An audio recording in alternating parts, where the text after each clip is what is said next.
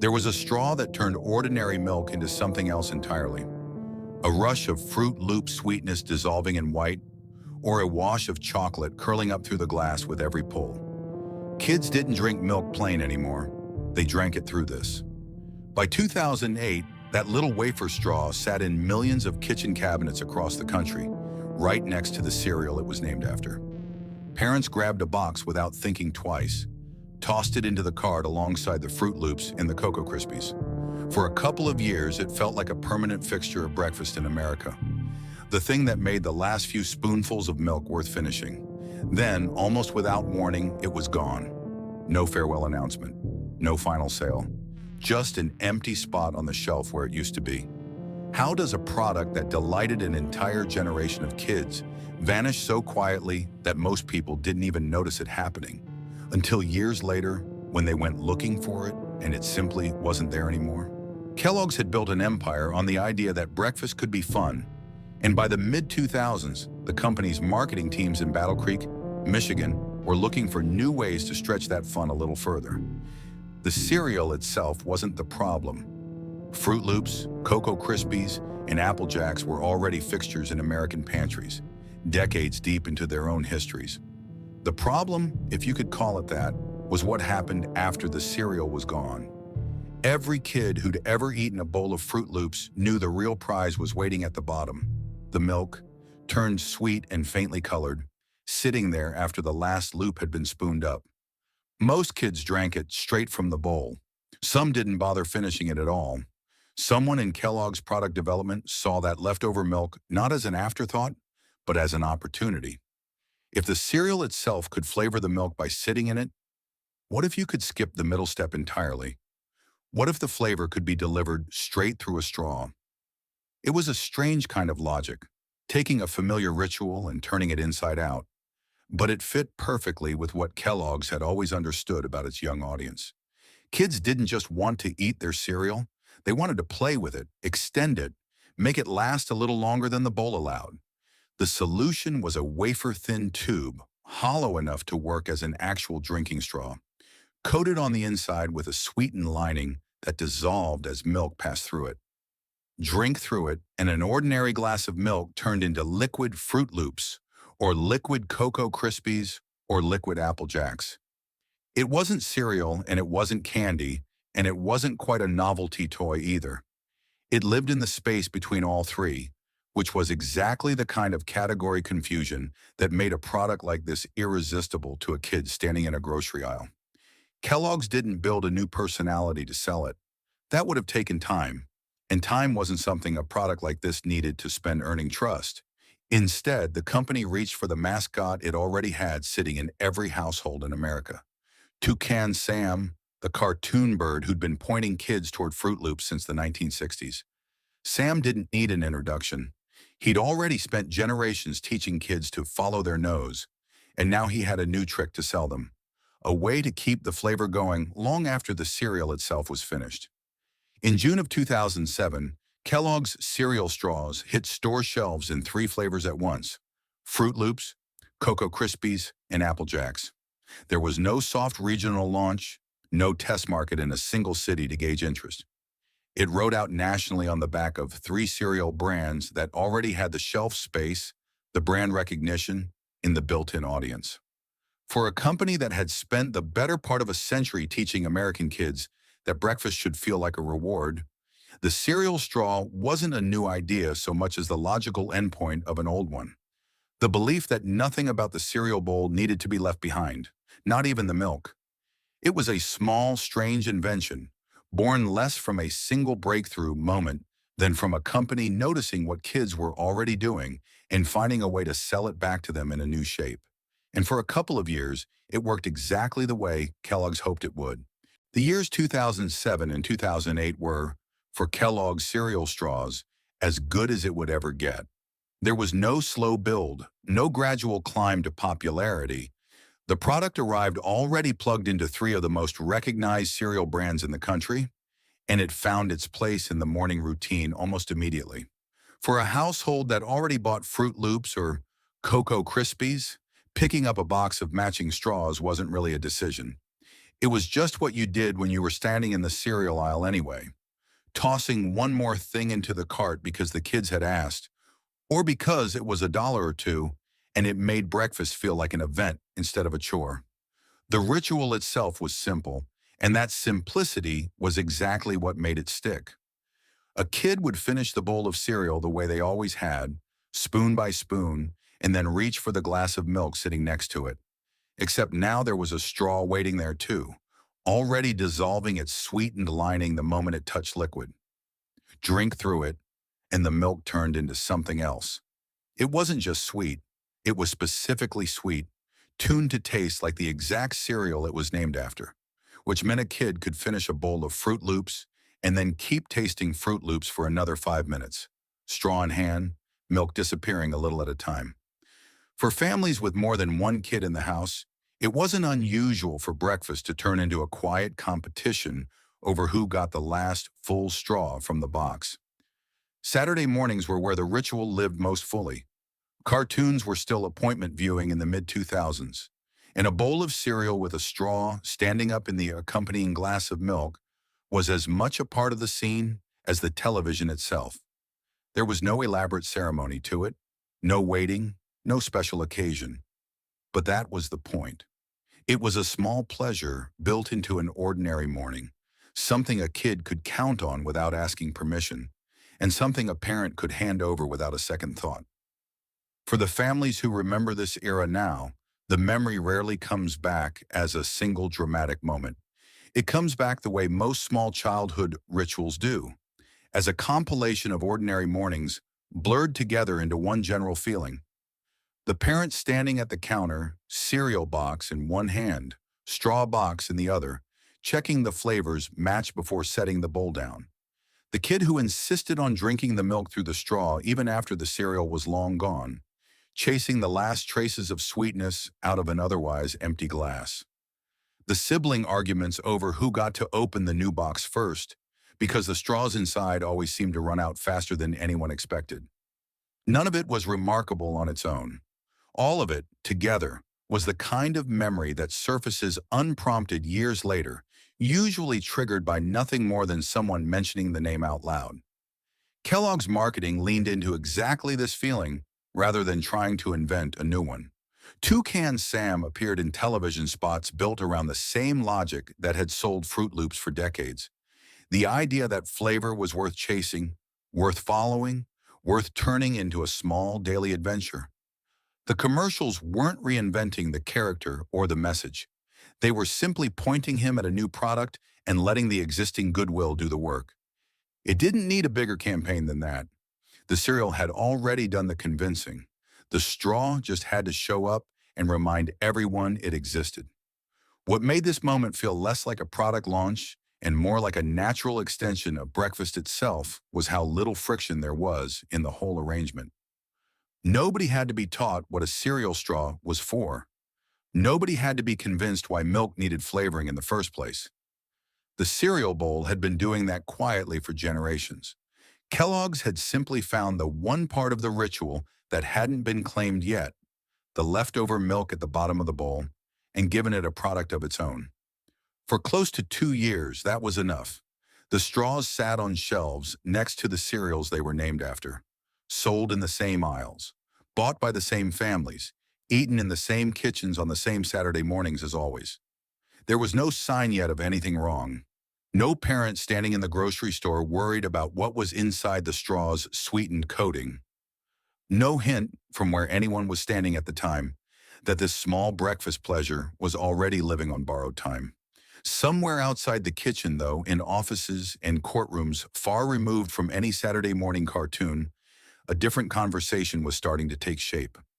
One about sugar, about marketing aimed at children, and about exactly the kind of products that turned a glass of plain milk into something a child would ask for by name.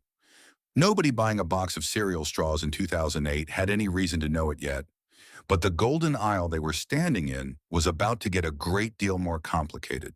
By late 2007, Kellogg's cereal straws weren't sitting quietly in a corner of the cereal aisle waiting to be discovered.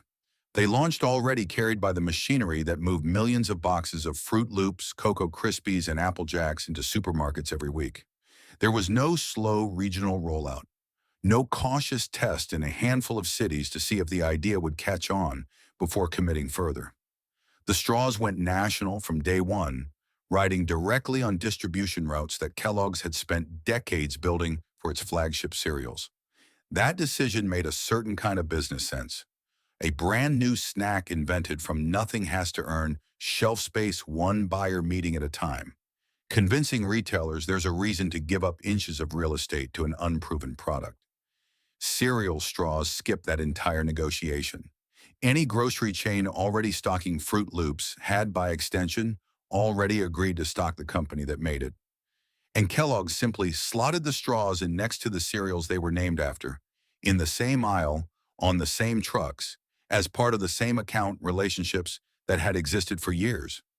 It wasn't a new product finding its way into stores. It was an existing supply chain making room for one more item.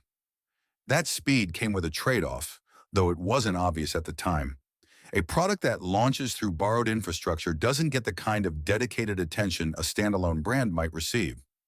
There was no unique packaging strategy built from scratch, no separate marketing budget carving out its own identity apart from the cereals.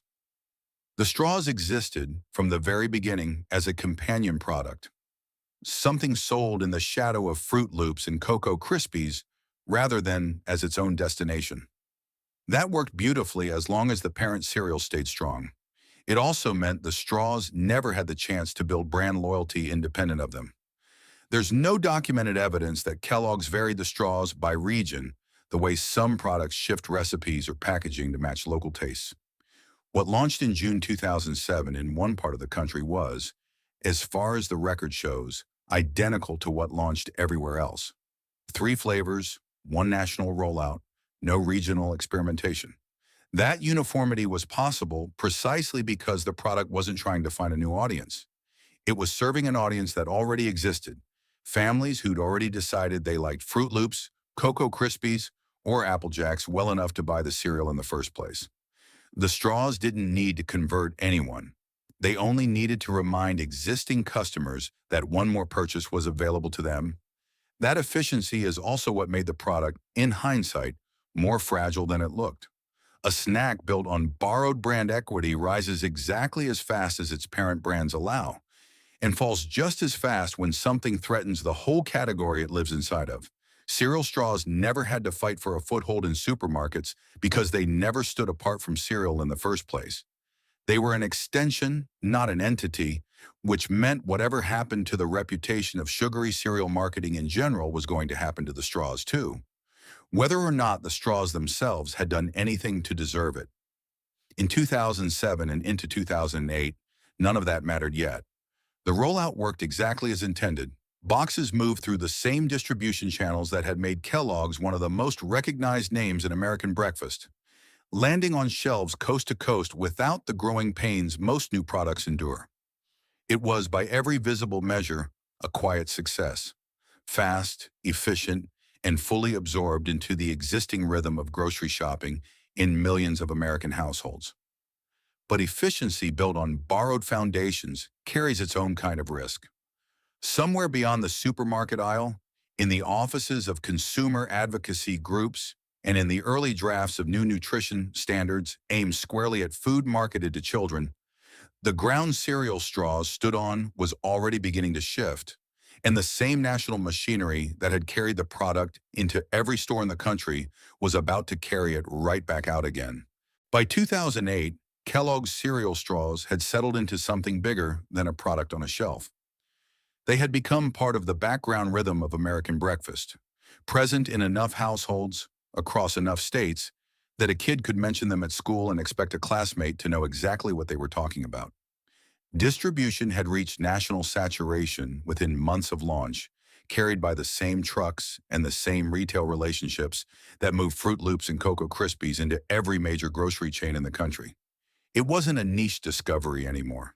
It was simply there, the way the cereals themselves were simply there, unremarkable in the way that only truly embedded products ever become.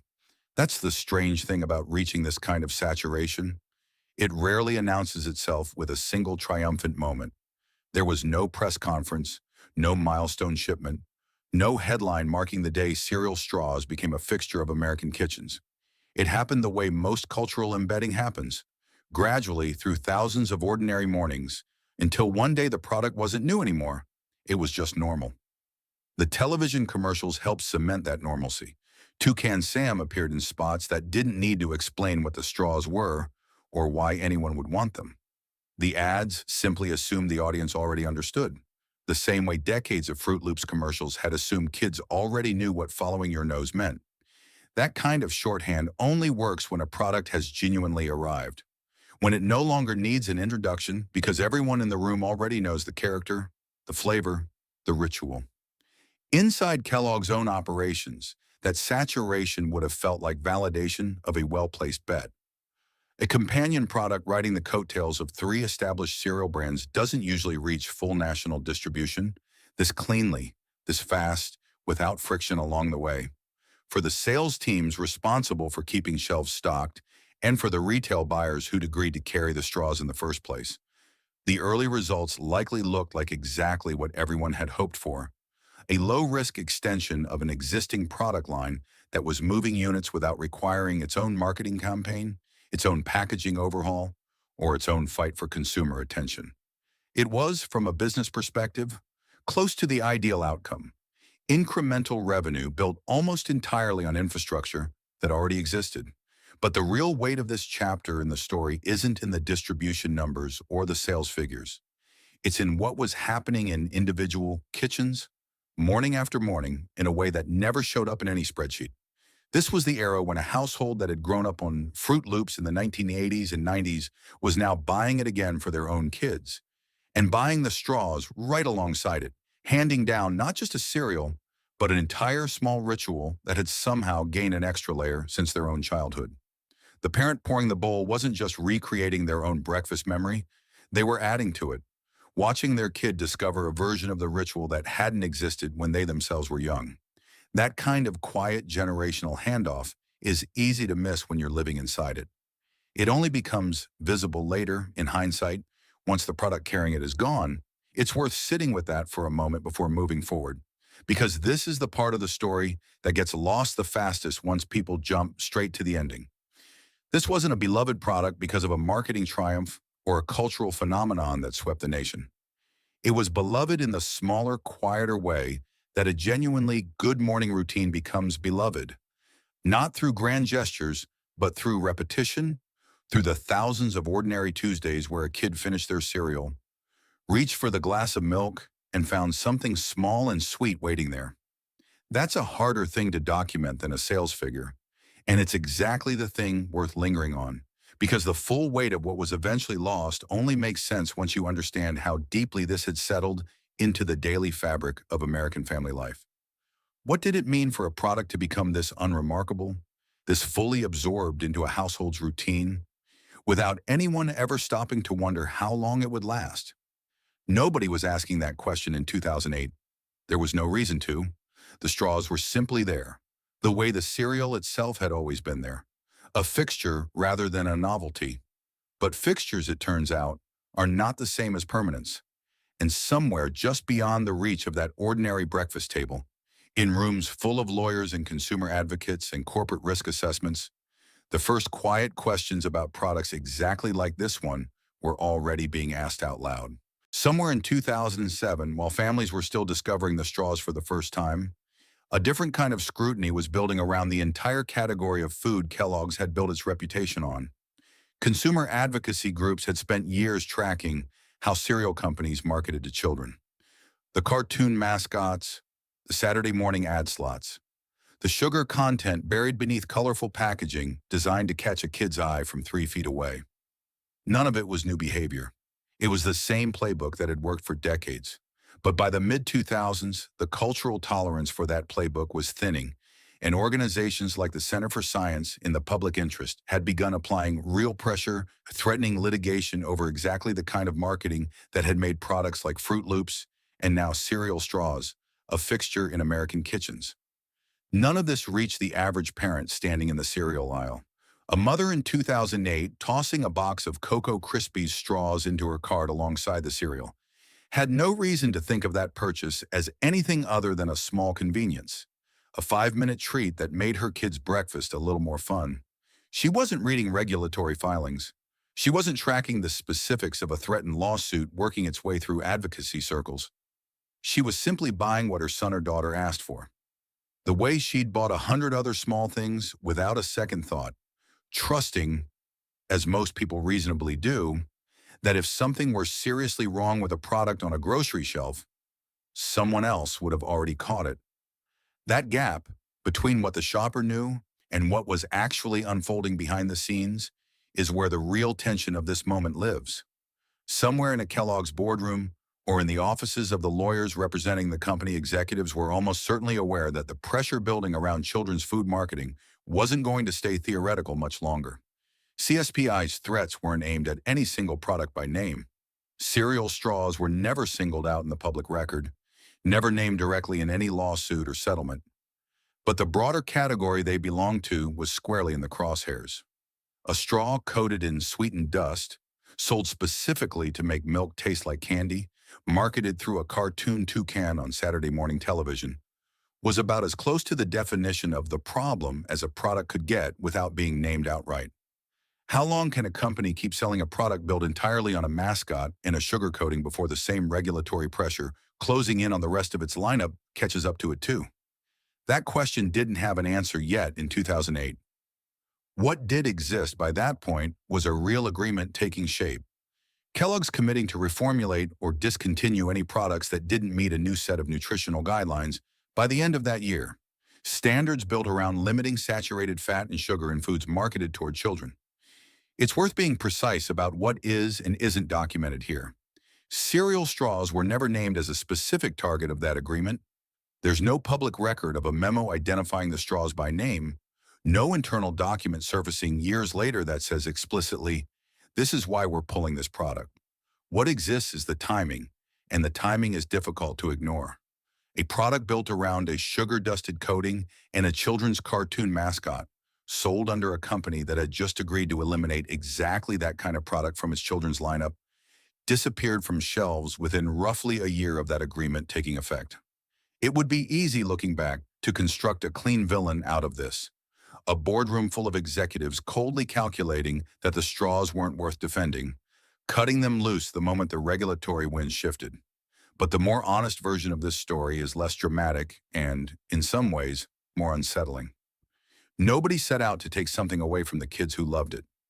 The decision, if there was a single decision at all, was almost certainly buried inside a much larger conversation about the entire portfolio of children's products Kellogg sold. A conversation about liability, about public perception, about which products were defensible under new scrutiny and which simply weren't worth the fight.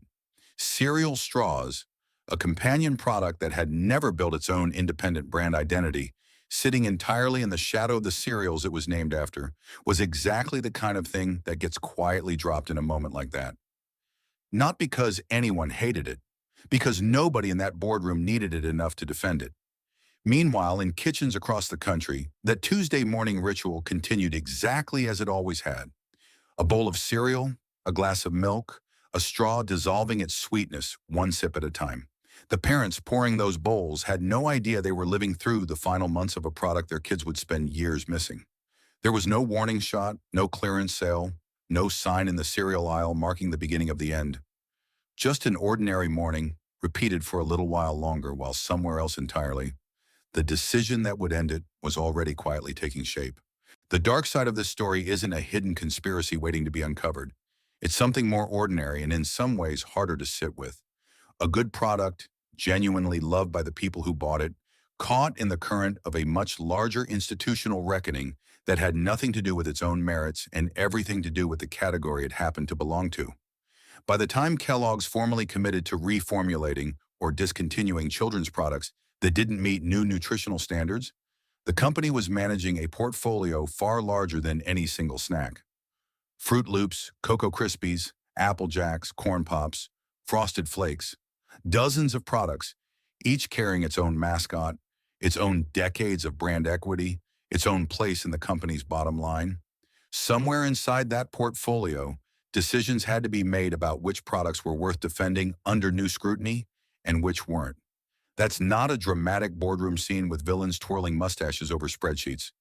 It's closer to a triage, a company looking at dozens of products simultaneously and asking, with limited time and limited appetite for public fights, which ones justify the resources to save. Cereal straws lost that triage before it really began, and the reasons are visible in hindsight even without a smoking gun memo to confirm them. The product had never built an independent identity. It launched riding entirely on the coattails of three established cereal brands, sold through the same distribution channels, marketed through the same mascot, without ever developing a separate consumer base or a separate emotional attachment strong enough to generate its own defenders inside the company. When Fruit Loops came under pressure, Kellogg's had every incentive to fight for it. It was one of the company's flagship properties, generating revenue and brand loyalty far beyond what any single companion product could offer. When cereal straws came under the same broad pressure, by virtue of belonging to the same suspect category of sugar and mascot marketing aimed at children, there was no equivalent institutional will to protect it. It was, in the coldest possible business sense, expendable in a way its parent cereals were not. That's the real decision buried inside this chapter of the story, even though it was never spoken aloud in any surviving public record. Not, let's kill this beloved product, but this isn't worth defending compared to everything else on the line. The distinction matters because it changes who the story is really about. This wasn't a company turning on the children who loved the product. It was a company making a portfolio calculation in which an unglamorous companion item, however genuinely enjoyed, simply didn't rank high enough to earn a seat at the table when hard choices had to be made.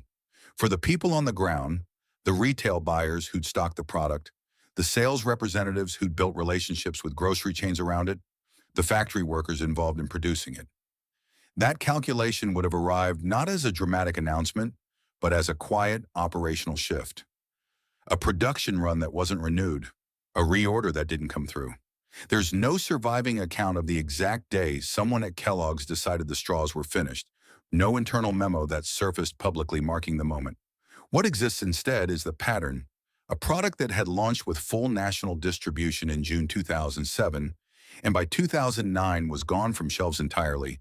Its disappearance folded quietly into a much larger, much more public reckoning over children's food marketing that Kellogg's was managing across its entire lineup. It's worth being honest about what isn't known here, too. There's no public record of Kellogg's issuing a specific statement about cereal straws discontinuation. No press release, no formal announcement citing nutritional standards as the reason. The connection between the CSPI pressure, the 2008 reformulation agreement, and the straw's disappearance the following year is built on timing and category logic, not a documented internal decision. That distinction matters for anyone trying to understand exactly what happened, and it's worth holding on to as an open question rather than pretending certainty where none exists. What is clear is the shape of the outcome, a product that had asked for very little, no dedicated factory, no standalone marketing budget, no fight for its own shelf space, was allowed to disappear for exactly the same reason it had succeeded so quickly in the first place. It had never needed to build its own foundation because it borrowed one from Fruit Loops and Cocoa Krispies and Apple Jacks. And when the ground those cereals stood on started shifting beneath new nutritional scrutiny, the straws had nothing of their own left to stand on. They went down not because anyone singled them out, but because nobody had ever built them anything sturdy enough to survive the fall on their own. There's a particular kind of quiet injustice in that, not the injustice of a company acting maliciously, but the injustice of something genuinely loved being treated internally as an afterthought. The kids pulling the last straw out of a nearly empty box in 2009 had no idea they were witnessing the end of anything. There was no clearance sale, no farewell campaign, no acknowledgement that this was the final run. The product simply stopped showing up one day, the way a friend stops calling and you don't notice exactly when it happened, only that at some point you realized it had been a while. And that, more than any dramatic corporate betrayal, is the real heartbreak sitting at the center of this chapter. Not a company that set out to destroy something children loved, but a company managing a portfolio crisis that had nothing to do with the straws themselves, in which an unglamorous, borrowed identity product simply wasn't important enough to save. While in kitchens across the country, kids who loved it had no idea it was already gone until they went looking for it and found nothing there. The disappearance of Kellogg's cereal straws didn't happen with a bang. There was no press release, no discontinuation notice taped to a shelf, no final markdown sale clearing out the last boxes at a discount. It happened the way most quiet endings happen in retail, a reorder that simply never came. A shelf tag that stayed empty for a week, then 2 weeks, then long enough that a store employee finally peeled it off and reused the space for something else. Somewhere in 2009, the last cases of Fruit Loops Cocoa Krispies and Apple Jacks cereal straws moved through the supply chain and were never replaced, and nobody ringing up groceries that week had any reason to think it was significant. For the parents who'd been buying the product for 2 years, the moment of realization usually came sideways, almost by accident. It wasn't a dramatic scene. It was a Tuesday, most likely, somebody standing in the cereal aisle reaching for the spot where the straws had always been, expecting the familiar box, and finding instead that the space had been reorganized, filled with something else entirely. A new cereal variety, an end cap promotion, anything but what used to be there. There would have been a small pause, a second look down the shelf, in case it had just been moved.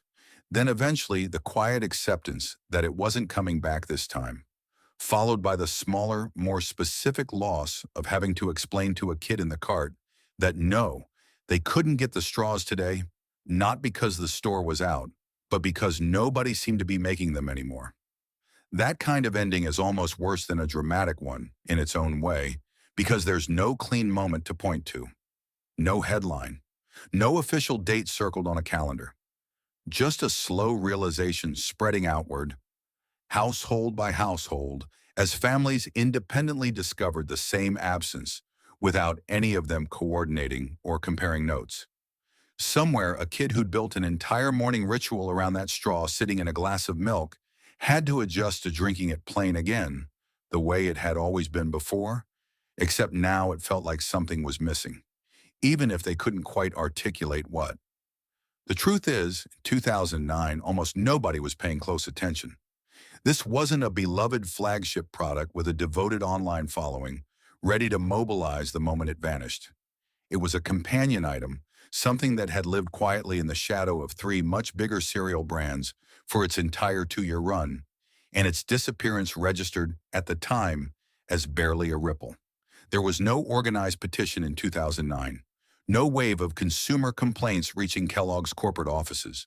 No media coverage marking the loss, because at the moment it happened, it didn't look like a loss worth covering. Just one more minor product quietly dropped from a company's lineup, the kind of thing that happens dozens of times a year across the grocery industry without anyone outside the boardroom noticing at all. That silence is, in its own way, the most honest part of this story. The straws didn't go out as a tragedy. They went out as an omission, absorbed so completely into the larger, more public conversation about children's food marketing that nobody separated the specific loss of this one small product from the broader shifts happening across the entire cereal aisle. Parents adjusted. Kids moved on, the way kids do, finding some other small pleasure to fill the space where this one had been. And for years, that seemed to be the end of it. Not a story anyone was actively telling, just a fact quietly absorbed into the background of a childhood that had otherwise continued on schedule. It took roughly a decade for the silence to break, and when it finally did, it didn't come from Kellogg's. It came from the same kids who'd once stood in kitchens, pulling the last straw out of an almost empty box, now grown into adults with access to the internet and a platform to ask, out loud, whatever happened to the thing they used to love. Sometime around 2017, a fan named Hannah Wade started a petition on change.org with a simple, direct title, Bring Back Fruit Loop Cereal Straws. It read less like a formal demand and more like an open letter to a company that had probably forgotten the product existed at all. A description of a specific childhood memory, a specific taste, a specific small ritual that had quietly disappeared without anyone asking whether it should. For a while, that petition existed the way most petitions like it exist, circulating in a small, dedicated corner of the internet, picking up signatures slowly without any real indication that anyone at Kellogg's was paying attention. It climbed from a few hundred signatures to a few thousand, then hovered there for a long stretch, propped up mostly by people who remembered the product specifically enough to go looking for a place to say so. What changed the equation wasn't Kellogg's suddenly rediscovering the product on its own. It was a shift happening in an entirely unrelated corner of American culture: the sudden, fast-moving backlash against single-use plastic straws. As cities like Portland, Oregon, and companies like Starbucks began banning or phasing out plastic straws around 2018, a strange cultural coincidence emerged. Somewhere in that same conversation, an Instagram account devoted to nostalgic snacks pointed out, half joking, that maybe now was exactly the right moment to bring back an edible straw that never needed to be thrown away in the first place. The joke landed harder than anyone probably expected. The petition's signature count jumped from around 11,000 to nearly 60,000 almost overnight, riding an environmental conversation that had nothing to do with cereal in the first place, but that happened to intersect with it in a way nobody could have planned. Kellogg's noticed. In a limited, cautious way, the company tested the waters with a special edition release, available for exactly 1 week at the Kellogg's Cafe in New York City. Not a national relaunch, not a commitment to bring the product back permanently, just a small signal that the company was listening. It sold out, or at least generated enough attention that the message was clear. Whatever had happened to this product in 2009, the appetite for it hadn't actually disappeared. It had just gone quiet, waiting for someone to ask the right question at the right time. The full return, when it finally came, arrived in October of 2021, 12 years, almost to the season, after the straws had first vanished from shelves. Kellogg's brought back 2 of the 3 original flavors, Fruit Loops and Cocoa Krispies, dropping Apple Jacks from the relaunch entirely, and released them nationally rather than as another limited test. By that point, the petition had climbed past 80,000 signatures, driven by a decade of accumulated nostalgia from people who'd spent their childhoods with a straw in one hand and a glass of milk in the other, wondering every so often whatever happened to the thing they used to love. The return of Kellogg's cereal straws in October 2021 wasn't framed by the company as a nostalgia stunt with an expiration date. Unlike the 1-week special edition that had tested the waters at the Kellogg's Cafe in New York a few years earlier, this relaunch arrived nationally in retail stores across the country, positioned from the start as a permanent addition to the lineup rather than a limited-time throwback. That distinction mattered. Plenty of discontinued snacks get a brief, celebrated resurrection before quietly disappearing again within a season, leaving fans to wonder if they imagined the whole thing. Cereal straws didn't follow that pattern. They came back to stay, available year-round in Fruit Loops and Cocoa Krispies flavors, sold at the same major retailers that carry the cereals themselves. What replaced the straws during their 12 years off the shelf wasn't a single competing product stepping into the gap. There was no direct successor that inherited the specific ritual of a sweetened straw dissolving in a glass of milk. That particular niche simply went unfilled, which may be part of why the eventual return generated so much enthusiasm. Nothing else on the market did quite what this product did, which meant the 12-year absence wasn't softened by an adequate substitute the way some discontinued products eventually are.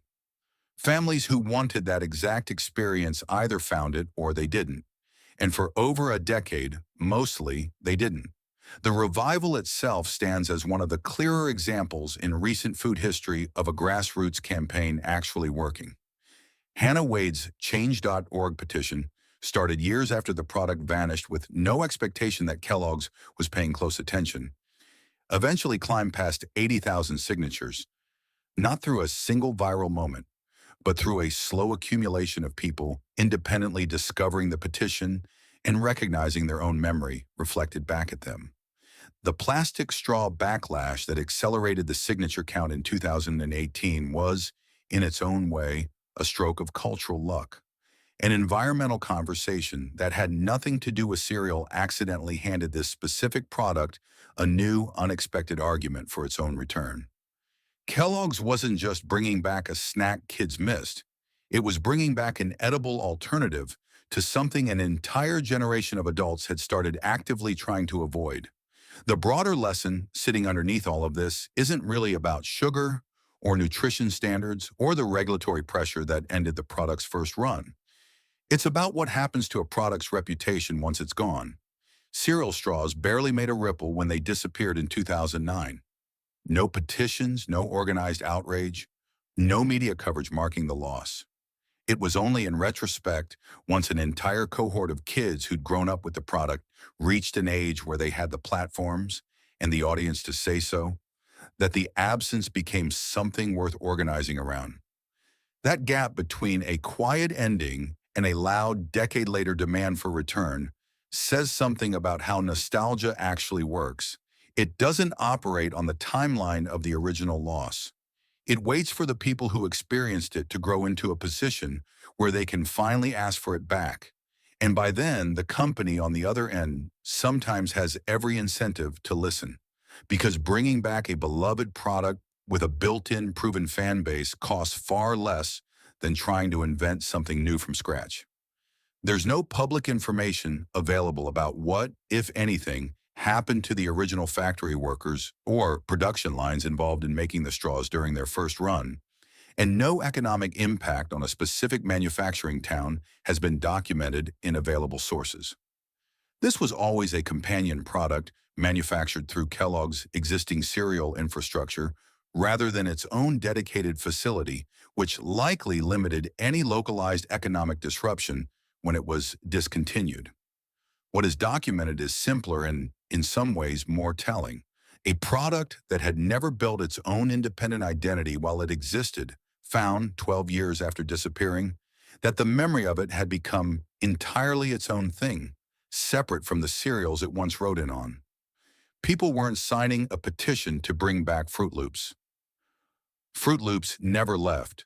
They were signing specifically for the straw, the ritual, the flavor, the small daily pleasure that had somehow outlived its own obscurity and become, in retrospect, more memorable than the parent brands that gave it a foothold in the first place. What does it say about a product and about the people who loved it when something this small and this quietly discontinued can still generate 80,000 signatures and a full national relaunch more than a decade after it disappeared without anyone noticing it was gone? There is a specific kind of morning that this story keeps circling back to. A bowl, mostly empty, a few loops of color still floating in milk gone faintly sweet. A straw standing up out of a glass beside it, waiting. The sound of a kid finishing breakfast slower than they needed to. Not because they were told to sit still, but because there was still something left worth drinking. That's the whole memory, really. Not a company, not a launch date, not a lawsuit that never named a single product directly. Just a straw, a glass of milk, and a few extra minutes at the breakfast table that felt like they belonged to nobody but the kid sitting there. It's worth asking what a product like this actually gave people, because on paper it never should have mattered this much. It wasn't a flagship cereal with 50 years of brand history behind it. It wasn't tied to a single unforgettable commercial or a mascot invented just for this purpose. It borrowed its identity entirely from something else, sold in the shadow of bigger, more established names. And by most measures, it should have been forgettable, a minor companion item that came and went without leaving much of a mark. And yet it didn't disappear quietly, not in the end. It came back 12 years later because enough people remembered something specific enough to ask for it by name. What it offered, underneath the sugar and the marketing and the mascot borrowed from a much older cereal, was permission to linger. Breakfast in most households runs on a clock. Get dressed, get out the door, eat something on the way if there's no time to sit down. This small ritual pushed back against that, just slightly. It gave a kid a reason to stay at the table a little longer, to turn an ordinary bowl of cereal into something with a second act. An extra few minutes of a Saturday morning that didn't need to be anywhere else yet. That's not nothing. In a country where family breakfast has been quietly disappearing from the daily schedule for decades, a product that encouraged kids to sit still and enjoy one more small pleasure before the day started was doing something more than selling sugar. It was buying time in the smallest possible unit for a family that might not have gotten much of it otherwise. That's also probably why the loss took so long to register and so long to demand back. Nobody mourns a straw the way they mourn a flagship product with decades of memory behind it. What people mourned, once they were old enough to put language to it, wasn't really the straw at all. It was the version of themselves who'd had time to sit at a kitchen table on an ordinary morning, chasing the last of the sweetness out of a glass of milk, with nowhere else they needed to be yet. Nobody makes room for that kind of morning as easily anymore. The straw is back on shelves now, permanent, sold at the same stores that sell the cereal it was always named after. But what it represents was never really about the product itself. It was about the version of breakfast this country used to have more room for. Unhurried, a little sweet, and gone before most people realized how much they'd miss it.